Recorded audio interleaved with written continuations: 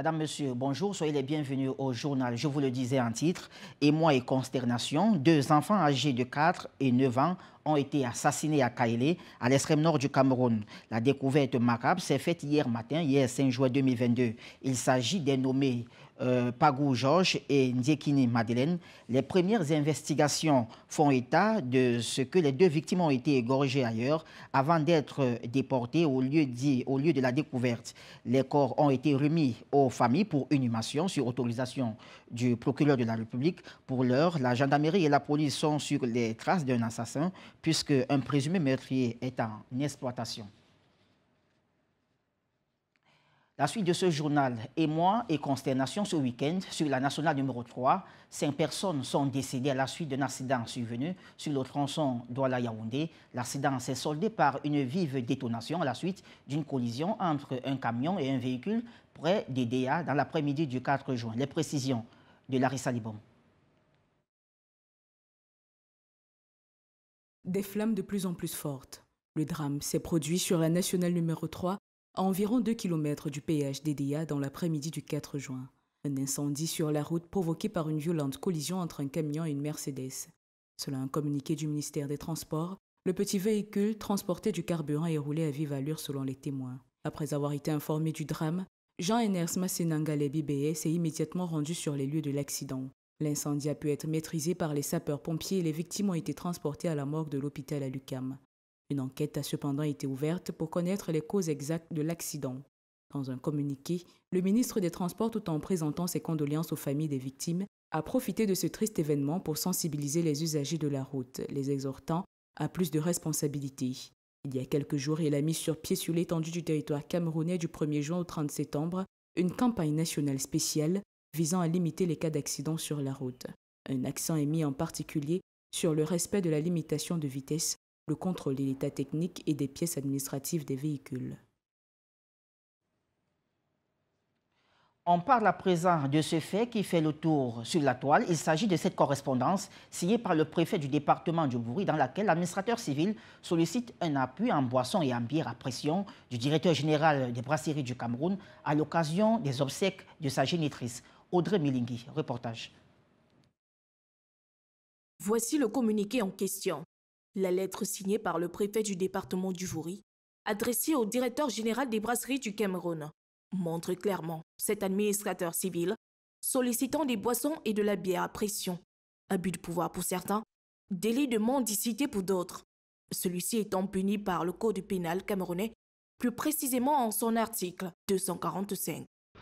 C'est réprimé par notre loi qui peut aller jusqu'à une période d'emprisonnement de 3 mois à 3 ans et d'une amende de 50 000 à 500 000 francs. Voyez-vous, il faut savoir faire la différence entre l'administrateur qu'on est et le citoyen qu'on soit. Et même quand c'est même le cas, la mendicité est définie dans les conditions où toi, tu devrais dans un premier temps montrer qu'effectivement, tu n'as pas de moyens pour pouvoir subvenir à ce que tu es en train de demander. Mais si déjà on peut prouver que tu es un travailleur et que tu as un salaire et que tu t'engages dans ce genre de pratique, tu vas tomber sur le coup de cette infraction. Une situation qui remet en cause la nature des actes posés par les administrateurs civils au Cameroun, car, pour une certaine opinion, la quasi-totalité de ceux-ci se livrent à cette pratique.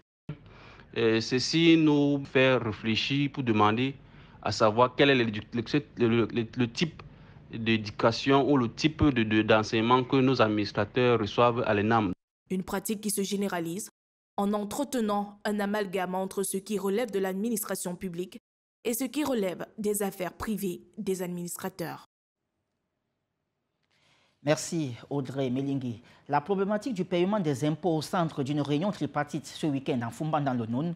Les transporteurs de cette ville, jusqu'ici, brillent par le non-paiement de leurs impôts et ils ont donc été appelés à s'y acquitter auprès de la commune pour le bien-être, n'est-ce pas, de cette communauté territoriale décentralisée. Reportage. En Fumban, dans le département du Noun, les transporteurs routiers s'acquittent difficilement de leurs obligations régaliennes auprès de la communauté territoriale décentralisée.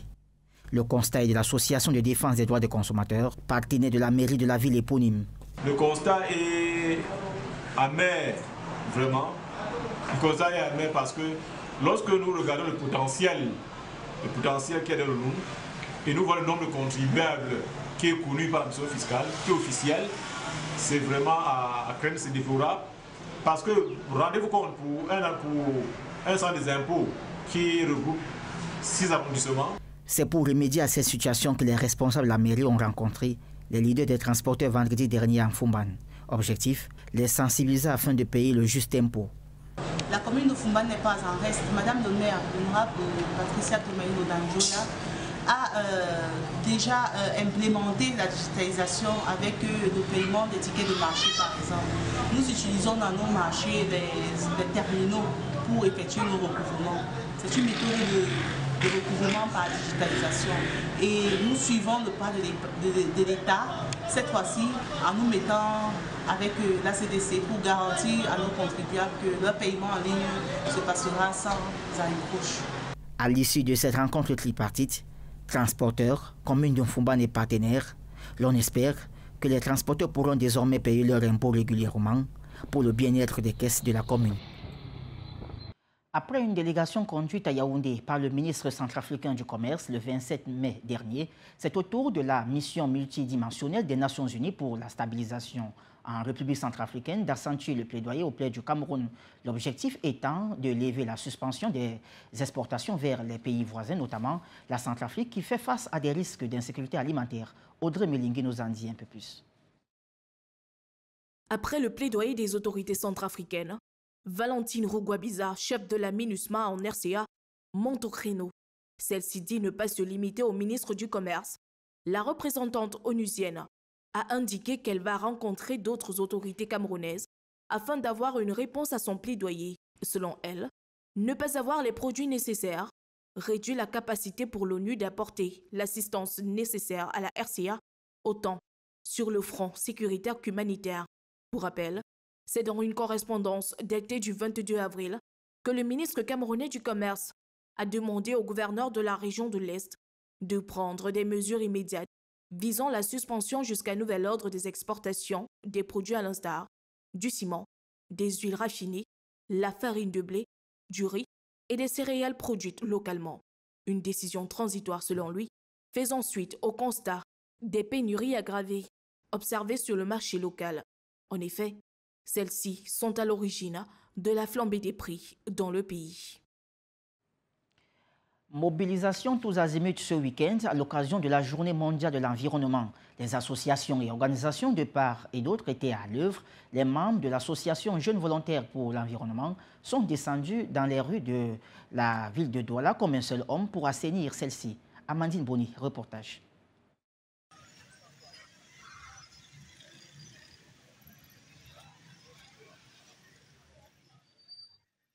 Comme un seul homme, ils œuvrent pour assainir l'environnement.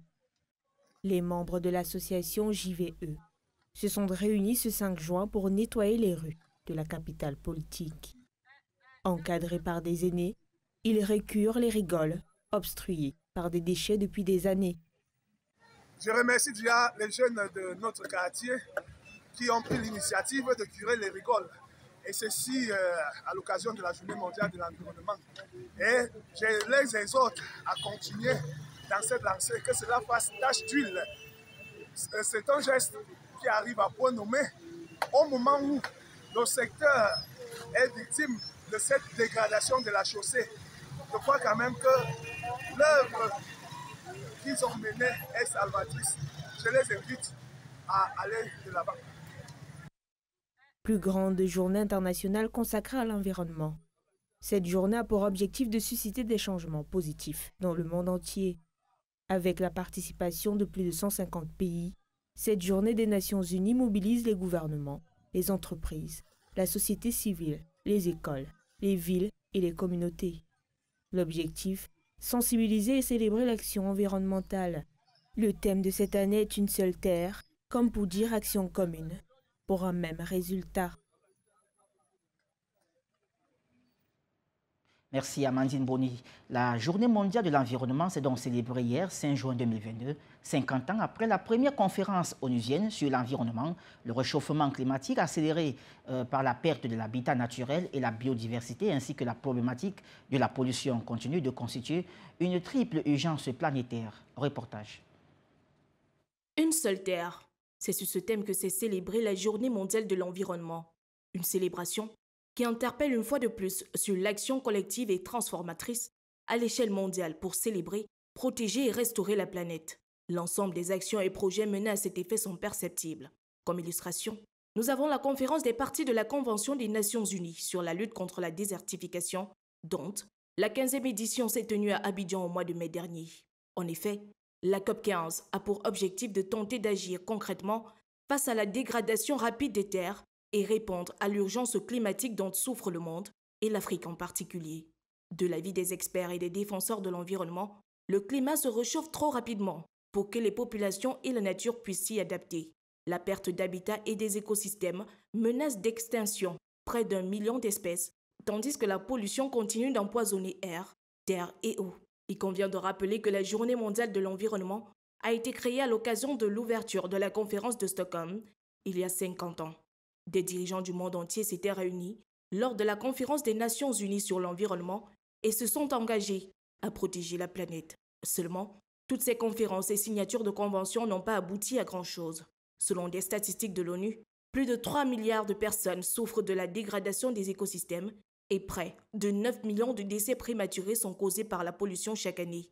Bien plus d'1 million d'espèces végétales et animales risquent de disparaître, pour beaucoup, dans les décennies à venir.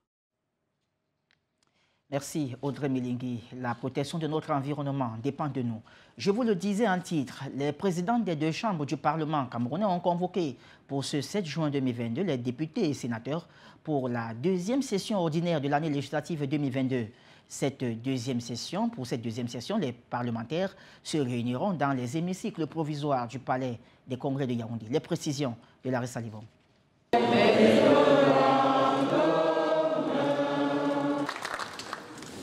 Pendant un mois, les parlementaires vont poursuivre leur mission constitutionnelle de voter les lois de la République et de contrôler l'action du gouvernement. Au cours de la session ordinaire de mars 2022, ils ont procédé à l'examen et à l'adoption de 8 projets de loi, lesquels ont été promulgués par le président de la République, Paul Biya, selon la procédure exigée par la loi constitutionnelle du 18 janvier 1996. Au cours de cette session, les parlementaires ont soumis les membres du gouvernement aux questions orales. Les ministres de la Santé publique, des Finances, de l'eau et de l'énergie, des télécommunications, entre autres, seront présents. La session de juin va s'ouvrir dans un contexte marqué par la persistance de la vie chère. Les prix des produits qui ont connu la flambée depuis le début de l'année 2022 et sont restés inchangés, ainsi que la demande de réajustement de la loi de finances 2022. Les difficultés d'approvisionnement en blé, carburant et autres produits importés sont d'actualité en raison de la guerre en Ukraine. L'annonce de grève des personnels d'appui, notamment des traducteurs entre autres. Les enjeux pour cette session sont énormes. La résolution des revendications des enseignants en grève depuis février 2022 est en cours. La question de l'expropriation des terres se pose à Dikolo à Douala, tandis que le Cameroun est cité dans une affaire de corruption aux États-Unis d'Amérique. La société Glencore déclare avoir versé 7 milliards de francs CFA à des hauts responsables de la Société nationale d'hydrocarbures et à la Sonara. Les assassinats et enlèvements se poursuivent dans les régions du nord-ouest et du sud-ouest et de l'extrême nord dans le cadre de la crise anglophone et Boko Haram. Et puis parlons de coopération bilatérale. Dans cette édition de l'information, le ministre nigérian des Travaux publics, Babatunde Fashola, annonce la fin des travaux du pont reliant le Cameroun au Nigeria. Celui-ci n'attend désormais que la mise en service dans les jours prochains. Reportage. Il s'agit d'un édifice qui facilitera non seulement la circulation des biens et des personnes, mais qui viendra booster l'économie de ces deux pays. Selon le ministre nigérian des Travaux publics, Babatunde Fashola, le projet qui a été financé en grande partie par la Banque africaine de développement sera mis en service ce mois de juin. Il a déclaré qu'à l'achèvement, la route fournira une efficacité d'infrastructure de première classe et améliorera l'expérience de plus de 40 millions de navetteurs qui traversent ce corridor à la recherche de leurs moyens de subsistance, en exploitant une frontière commune et efficace pour réduire de temps le trajet et par la même occasion les points de contrôle. Le Nigeria et le Cameroun entretiennent des relations de coopération dans plusieurs domaines. Sur le plan sécuritaire, les deux chefs d'État se sont engagés à conjuguer leurs efforts pour venir définitivement à bout du groupe terroriste Boko Haram qui sévit au Nigeria et au Cameroun. Par ailleurs, les deux parties ont pris l'engagement de redynamiser la grande commission mixte Cameroun-Nigeria pour booster leur coopération en matière consulaire et dans les domaines porteurs que sont le commerce, les infrastructures, l'énergie, la santé, l'éducation, entre autres. Et parlons sport. Au pied de ce journal, les Lions indomptables U17 ne participeront pas à la Coupe du Monde 2022. Les Camerounaises se sont inclinées une fois de plus face à la Tanzanie après la défaite en aller à domicile. Elles ont perdu 0 but contre 1 à l'extérieur. Les détails de Kousti Sanders Mbangue. Les Lions indomptables U17 ne participeront pas à la Coupe du Monde 2022. Les Camerounaises se sont inclinées une fois de plus face à la Tanzanie. Battues à domicile 1 but contre 4 à match aller, les bébés Lions n'ont pas pu faire grand-chose au retour. Elles se sont inclinées dimanche dernier en match retour 0 but contre 1. C'est une rencontre qui a été émaillée d'incidents extrasportifs qui ont vraisemblablement déteint sur la performance de Lamine Mana et ses partenaires. Avant le début de la rencontre, 7 joueuses camerounaises ont été curieusement testées positives au Covid-19. Et les policiers tanzaniens en civil auraient essayé manu militari de mettre en quarantaine les footballeuses camerounaises dans une cellule. Ce qui a choqué la Fédération camerounaise de football qui a émis des réserves sur l'authenticité des tests effectués et aussi sur la qualification d'une joueuse tanzanienne dont le physique donne à penser qu'elle serait de sexe masculin. À l'issue du résultat des 2 matchs, Lamine Mana et ses partenaires sont éliminés de la course au mondial de leur catégorie qui se déroulera en octobre prochain, en attendant bien sûr la décision de la Fédération internationale de football association. Toujours en sport, 3 rencontres de handball se sont déroulées hier dimanche au complexe multisport de Bafoussam qui a servi de rampe au lancement de la saison sportive 2022 à la Ligue régionale de handball de l'Ouest. C'était en présence du président de la dite Ligue et du délégué régional des sports et d'éducation physique pour la région. Les détails de Kousti Sanders Mbangue. Jeunesse Handball de Bafoussam en jaune et noir et Mangwa Handball de Bouddha en blanc ont donné le coup d'envoi du lancement de la saison sportive 2022 de la Ligue régionale de handball de l'Ouest. C'était au complexe sportif de Bafoussam, paré pour la circonstance, avec un public venu nombreux pour vivre l'événement. 6 équipes venant de 6 départements sur 8 que compte la région de l'Ouest ont rivalisé d'adresse. Des rencontres qui se sont soldées par des fortunes diverses. Satisfaction totale pour le président de la Ligue régionale de handball de l'Ouest qui attend mettre l'accent en cette saison sportive sur la formation des jeunes. Nous allons centrer les activités au niveau de nos plus jeunes, parce que nous allons attirer l'attention, je vais attirer l'attention de mon entraîneur régional qui est là, de l'organisation, pour qu'on suive les jeunes, parce que le tout, c'est pas qu'ils jouent à l'Ouest, il faut bien que demain, au niveau de l'équipe nationale, que j'ai des enfants qui ont joué ici. Une prestation des athlètes très appréciée par le délégué régional des sports et de l'éducation physique de l'Ouest. Nous sommes en train de constater que les niveaux techniques, tactiques et même physiques, n'est-ce pas, sont appréciables. Dans la mesure où on n'a pas vu de personnes traîner sur le terrain, et les enfants sont rapides et il y a de la précision dans les tirs. Ça montre que ces aspects dont je viens de parler, n'est-ce pas, ont été travaillés et c'est le lieu pour moi de tirer un coup de chapeau aux entraîneurs.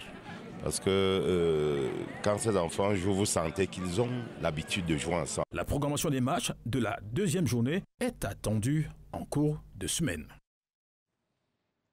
Et c'est sur cette information sportive que nous mettons un terme à cette autre édition de l'information, Madame, Monsieur du journal consacré à l'actualité du Cameroun. Merci pour votre très aimable attention. Bon début de semaine à tous et à toutes. Restez sur votre télévision. L'information, c'est en continu. Au revoir.